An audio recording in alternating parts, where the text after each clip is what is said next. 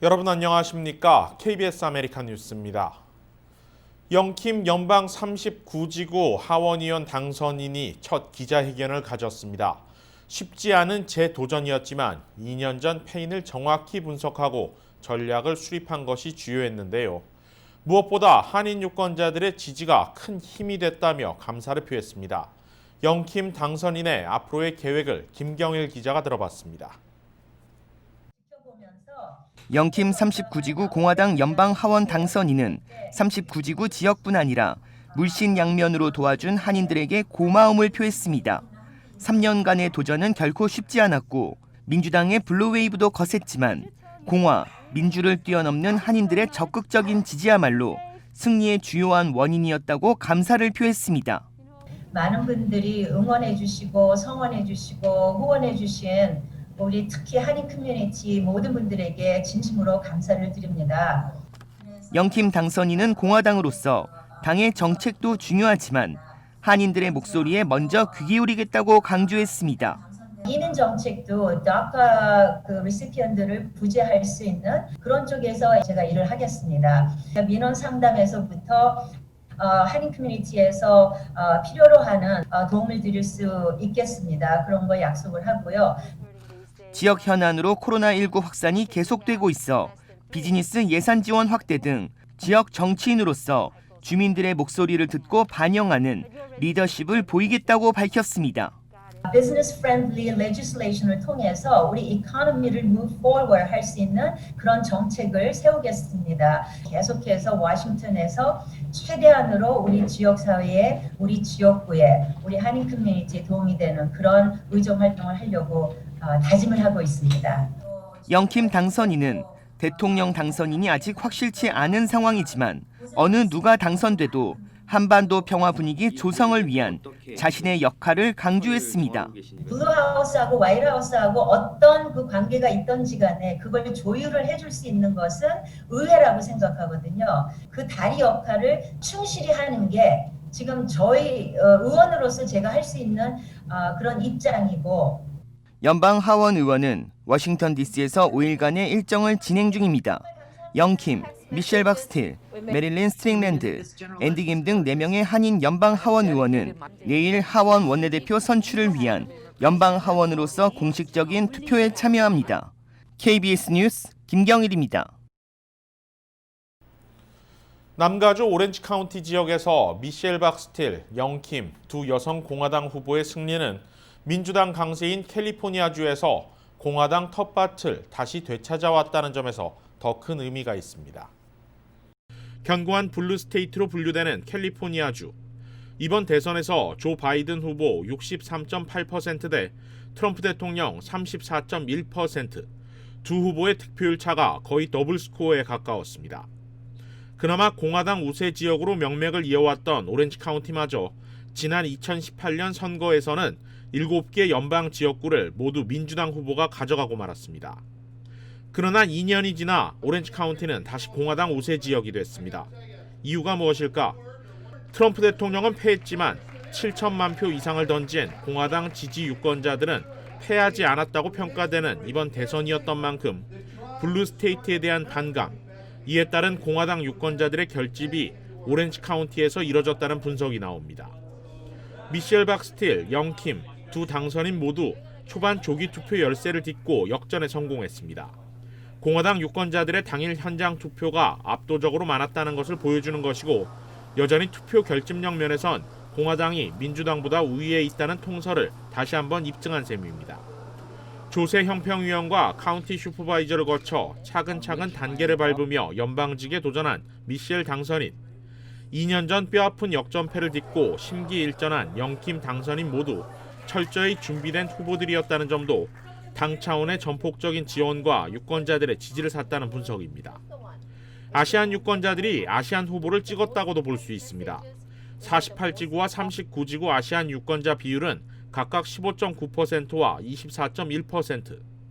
LA타임스는 지난 9월 오렌지 카운티 민주당 부위원장이 페이스북에 공산주의 혁명가인 호치민에 대한 미화 글을 올리는 바람에 이 지역 베트남 유권자들이 민주당에 등을 돌렸다는 분석을 내놓기도 했습니다.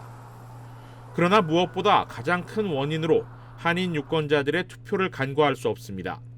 올해 투표율이 사상 최고를 기록했지만 오렌지 카운티 48지구와 39지구 한인 유권자 투표율은 이를 상회했고 결국 한인 후보 당선에 결정적인 캐스팅 보트 역할을 해냈습니다. 향후에도 한인 유권자들의 표심이 선거의 향배를 판가름할 수 있다는 것을 눈으로 확인하게 된 선거였습니다. 계속 늘어나는 코로나 확산세에 결국 캘리포니아주가 긴급 제재 조치를 발령했습니다. 상황이 더 악화될 경우 지역별로 야간 통금과 영업시간 제한 등 추가 규제도 이뤄질 수 있는 상황입니다. 이채은 기자가 보도합니다. 개빈 뉴섬 캘리포니아 주지사가 긴급 제재 조치를 선포했습니다. 최근 급격하게 증가하는 캘리포니아주의 바이러스 재확산에 대응하기 위해 일부 카운티들의 코로나19 위험 등급을 즉시 최고 수준으로 끌어올리겠다는 계획입니다. We also talked about an emergency break based upon data and based upon conditions that would provide for a framework of flexibility to tighten restrictions. 이번 발표로 위험 등급이 격상된 카운티는 모두 28곳. 지난주에는 13개 카운티만이 가장 높고 위험한 보라 단계에 속해 있었습니다. 하지만 오늘 발표로 총 41개 카운티들이 보라 단계로 지정되며 캘리포니아주의 94%를 차지하는 주민들이 추가적인 경제 제재 영향을 받게 됩니다. 식당 내 영업, 교회와 체육관 등 다중 이용 시설의 이용이 카운티 내 코로나19 상황이 완화될 때까지는 불가능합니다. 오늘 등급이 격상된 카운티들의 경제 제재 조치는 즉시 발효됩니다. 주정부는 그간 2주간의 유예 기간을 줬지만 주내 코로나19 상황이 심각해진 만큼 즉각적인 조치를 부과하겠다는 입장입니다. 또한 일부 카운티들의 위험 등급이 한 단계씩이 아닌 수단계 위로 격상되었다며 각 카운티 상황에 알맞는 코로나19 제한 조치를 내릴 것을 시사했습니다. 한편 LA 카운티도 연일 코로나19 주요 수치들이 최고치를 경신하며 추가 봉쇄 조치가 내려질 수 있다는 가능성이 제기되고 있습니다. LA 카운티 보건국이 발표한 오늘 LA 카운티 내 1일 확진자 수는 2,795명. 지난 주말에는 연일 3,000명대를 기록하며 꾸준히 높은 확진자 수를 유지하고 있습니다. 보건국 발표에 따르면 여러 봉쇄 조치 가운데 야간 통행 금지령과 영업시간 제한 등이 시행될 가능성이 제기되고 있습니다. 통행 금지령이 시행되면 비즈니스들은 완전히 문을 닫지 않아도 되지만 필수 활동만으로 주민들의 활동 범위가 제한됩니다. LA 카운티의 코로나19 상황이 완화되지 않을 경우 통행 금지령과 같은 추가 봉쇄 조치의 발효는 불가피할 것으로 보입니다. KBS 뉴스 이채은입니다. 한편 그동안 적색 등급을 유지해온 오렌지 카운티 역시 결국 위험 등급이 보라색으로 상향 조정됐습니다. 개빈 뉴섬 캘리포니아 주지사는 이번 긴급 조치 발령으로 카운티 위험 등급을 상향 조정하면서 오렌지 카운티와 벤츄라 카운티를 포함시켰습니다. 이에 따라 해당 지역 내 레스토랑들은 24시간 안에 실내 영업을 전면 중단해야 하며 음식이 제공되지 않는 술집이나 바는 문을 닫아야 합니다.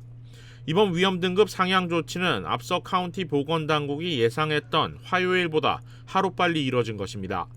오렌지 카운티는 오늘 380명의 추가 확진자가 나왔지만 앞서 지난 금요일과 토요일에는 500명, 어제는 600명이 넘는 확진자가 나오며 재확산이 급속히 이뤄지는 모습을 보이고 있습니다.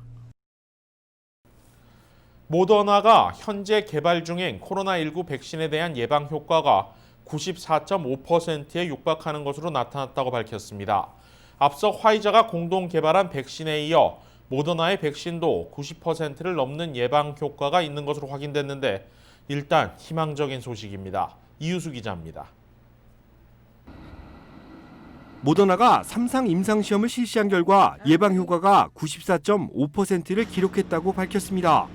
모더나의 임상시험은 3만여 명을 대상으로 진행됐습니다. 이 중 절반은 4주 간격을 두고 백신을 2회 접종했고 나머지는 백신 효과를 비교하기 위해 가짜 약물을 투여받았습니다. 모더나는 이들 가운데 코로나19 확진자가 95명 나왔으며 이 중 5명만 백신을 투여받고 나머지 9명은 효과가 없는 가짜 약물을 투여받은 것으로 확인됐다고 발표했습니다. 모더나 스테판 방셀 최고 경영자는 3상 임상시험 결과를 통해 백신이 코로나19 예방 효과를 검증했다고 밝혔으며 앤서니 파우치 국립전염병연구소장도 94.5%의 예방 효과를 나타낸 모더나의 백신은 매우 탁월한 편이라고 밝혔습니다. 모더나의 백신은 화이자가 개발한 백신과 달리 초저온 보관이 필요 없으며 보관과 유통이 용이한 것이 장점입니다. 모더나 백신의 부작용으로는 접종 부위 통증과 피로감, 근육통, 두통 등이 있지만 일상생활에 큰 지장을 일으킬 정도는 아닌 것으로 전해지고 있습니다. 모더나는 이번 시험 결과를 바탕으로 향후 몇 주 내 식품의약국에 긴급 사용을 신청한다는 계획입니다. 올 연말까지 국내에서 접종 가능한 수량은 2천만의 접종 분량으로 본격적인 수출은 내년부터 이루어질 수 있게 될 전망입니다. 모더나의 백신 개발은 지난 9일 화이자와 독일 바이오엔테크사의 공동 개발 백신 이후 처음입니다. 제약사들의 잇따른 백신 개발로 팬데믹 사태 종식에 대한 기대감이 점차 높아지고 있습니다. KBS 뉴스 이우수입니다. 다음 달부터 시민권 시험 통과가 어려워질 것으로 보입니다. 연방이민서비스국이 새롭게 개정한 시민권 시험은 출제 문제 수가 기존 100개에서 128개로 인터뷰 당일 심사관이 출제하는 문항수도 기존 10개에서 20개로 많아집니다. 인터뷰 통과 기준 정답률은 60%지만 전체 문제수가 늘었기 때문에 기존 6문제에서 12문제를 맞춰야 합니다. 다만 65세 이상 시민권 신청자 또는 20년 이상 영주권자의 경우 지금처럼 모두 10문제 가운데 6개만 정답을 맞춰도 통과됩니다. 연방이민서비스국은 12월 1일 이전에 시민권을 신청 접수한 사람은 새로운 시험이 아닌 기존 시험을 그대로 볼 수 있다고 밝혔습니다.